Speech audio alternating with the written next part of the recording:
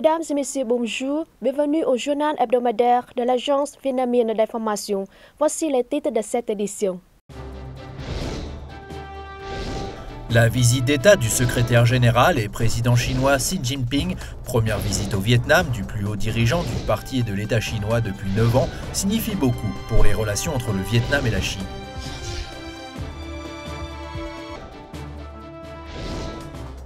Le 16e congrès de l'organisation du parti de Hanoï a eu lieu du 1er au 3 novembre, déterminant les missions importantes qui attendent la capitale pour le mandat 2015-2020.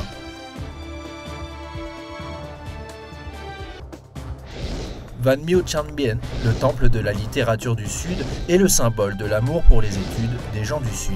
Découvrons avec VNews ce lieu symbolique situé dans la ville de Bien Hoa, province de Dong Nai.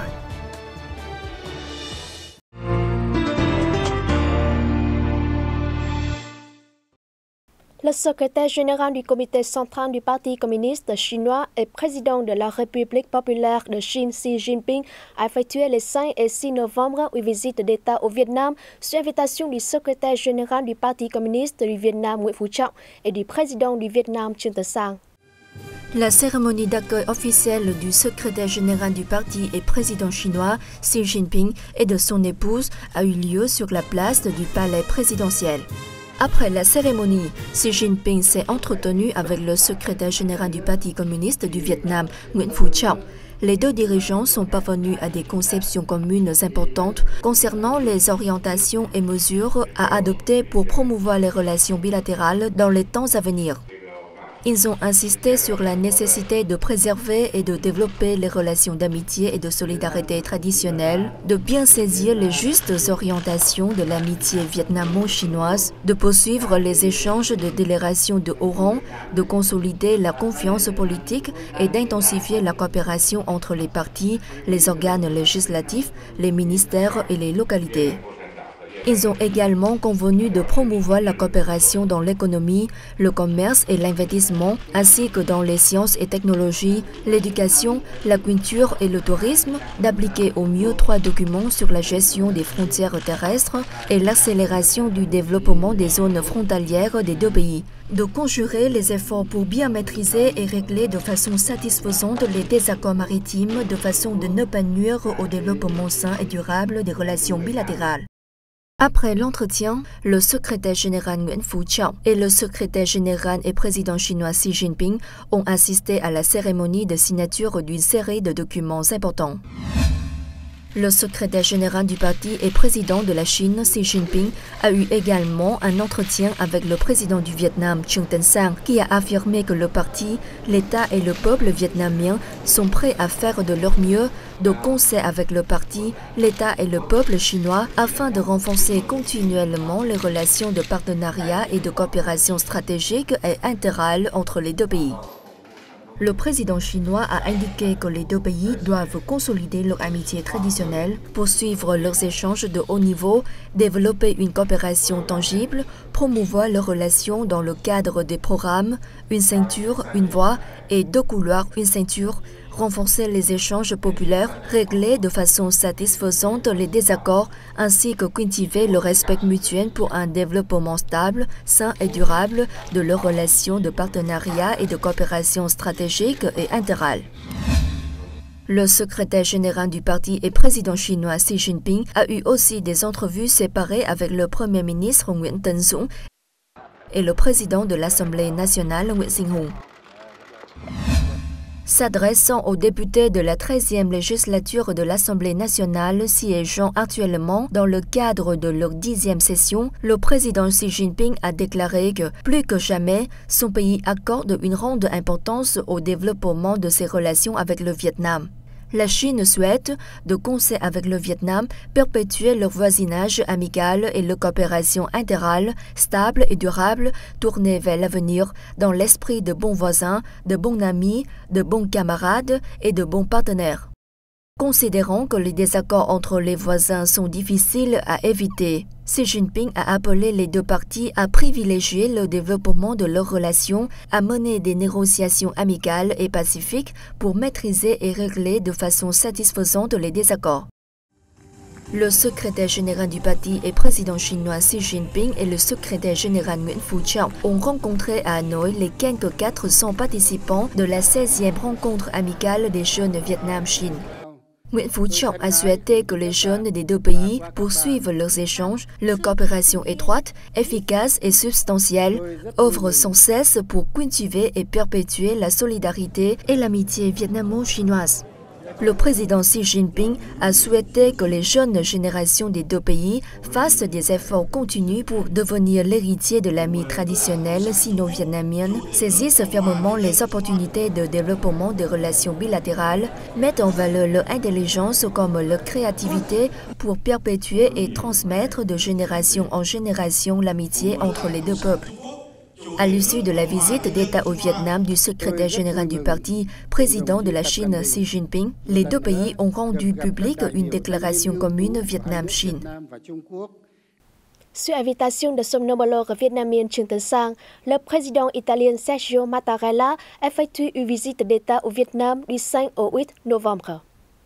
Le président italien Sergio Mattarella a eu un entretien avec son homologue vietnamien Trương Tấn Sang, lors duquel les deux dirigeants se sont mis d'accord sur une série de mesures destinées à renforcer la coopération bilatérale. Les deux présidents ont en outre discuté de la multiplication des constructions illégales d'îles artificielles en mer orientale qui menacent la paix, la stabilité, la sécurité et la sûreté dans cette zone maritime. Trương Tấn Sang a demandé à l'Italie d'élever la voix au sein du G7 et de l'Union européenne pour plaider en faveur d'un règlement pacifique des litiges conformément au droit international, notamment la Convention des Nations Unies sur le droit de la mer de 1982, la Déclaration sur la conduite des parties en mer orientale et le futur Code de conduite en mer orientale. Le président italien a déclaré soutenir la position du Vietnam dans ce dossier. Par ailleurs, Sergio Mattarella a annoncé avoir introduit le Vietnam dans la liste des 10 marchés émergents avec lesquels l'Italie privilégie la coopération dans le commerce et l'investissement. Il a demandé au Vietnam de favoriser davantage les affaires des entreprises italiennes sur son territoire. Le chef de l'État italien a été également reçu par le secrétaire général du Parti communiste du Vietnam, Nguyễn Phú Trọng, le Premier ministre Nguyễn Tấn Dũng et le président de l'Assemblée nationale, Nguyễn Sinh Hùng.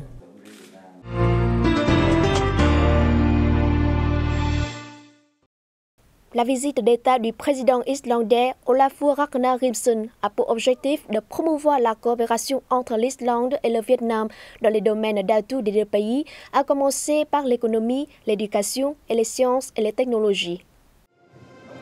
Le président islandais Ólafur Ragnarsson a eu un entretien avec son homologue vietnamien Trương Tấn Sang, lors duquel les deux chefs d'État ont partagé leur volonté d'intensifier la coopération entre leurs pays dans l'économie, le commerce et l'investissement.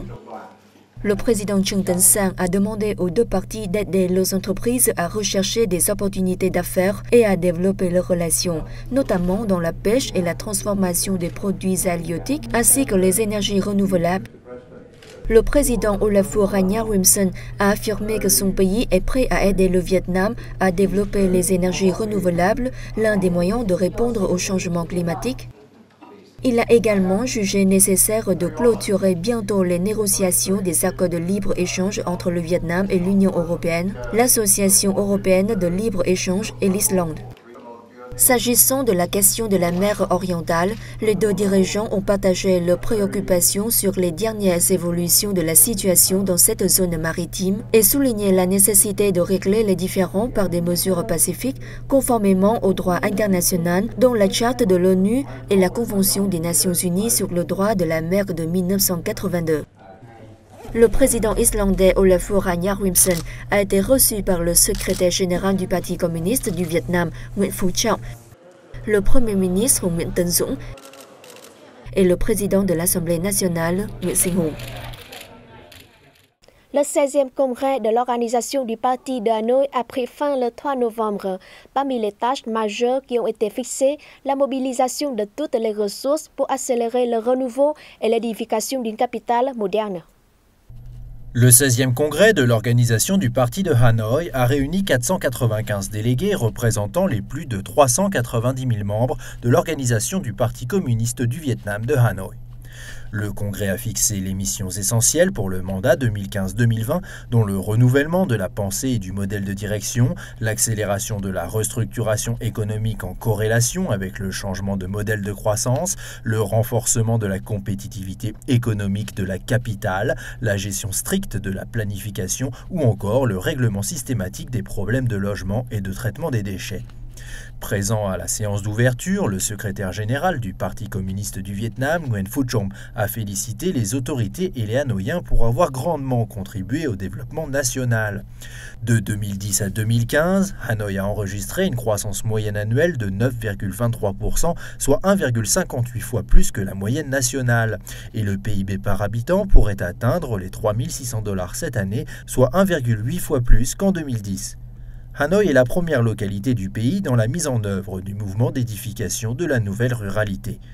Nguyen Phu Trong a néanmoins pointé du doigt les faiblesses sur lesquelles Hanoï doit se pencher, notamment un développement économique ne correspondant pas encore au statut d'une capitale, une planification et une gestion urbaine perfectible, outre la pollution qui demeure importante.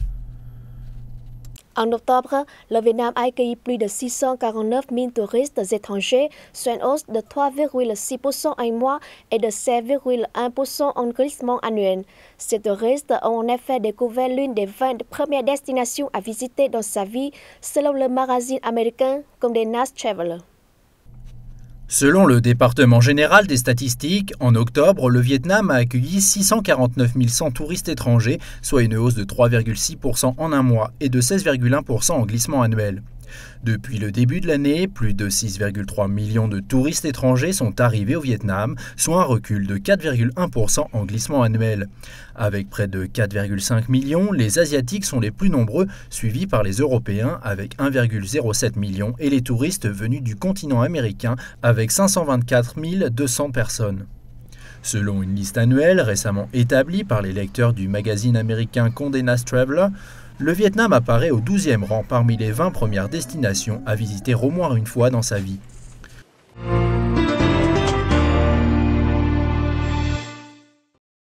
Văn miếu Trấn Biên, premier temple de la littérature du Sud, a été construit il y a juste 300 ans. Ce monument confucian a contribué à former de nombreux lettrés ayant fait honneur aux Juifs.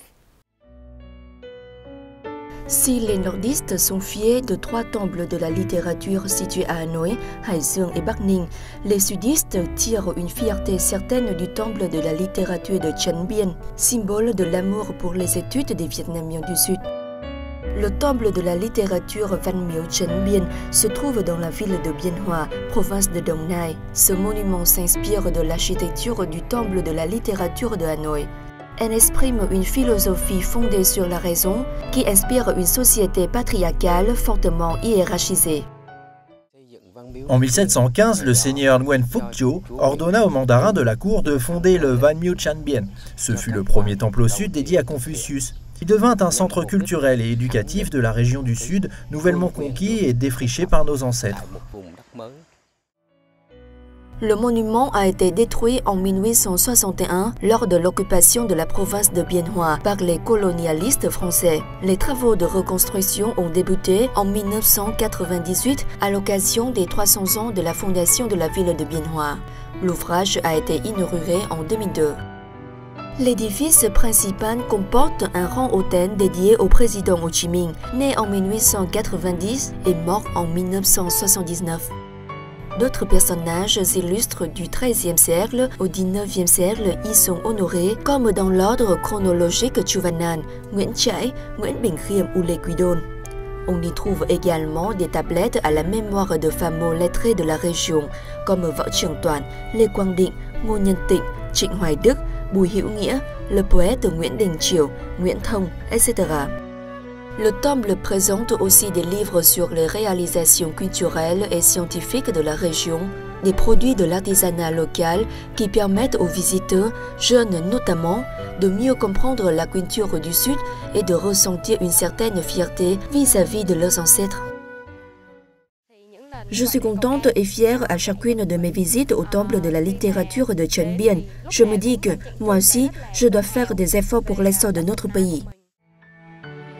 Il n'y a pas que les gens de Đồng Nai qui s'y rendent.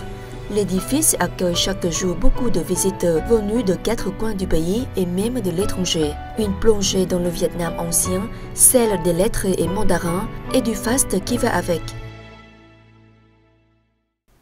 C'est la fin de cette édition. Merci de l'avoir suivi et à la semaine prochaine.